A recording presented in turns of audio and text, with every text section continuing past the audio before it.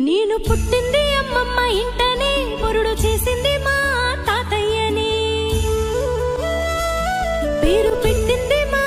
అమ్మమ్మని ముందు పిలిచింది మా నానమ్మని ముద్దులాడరు మా మావయ్యలు మురిసిపోయారు మా అత్తమ్మలు మా అమ్మమ్మ ఎప్పుడు కాపలా చూసుకున్నది కంటికి రెప్పలా పోసింది జోల పాడింది బుగ్గ చుక్క పెట్టి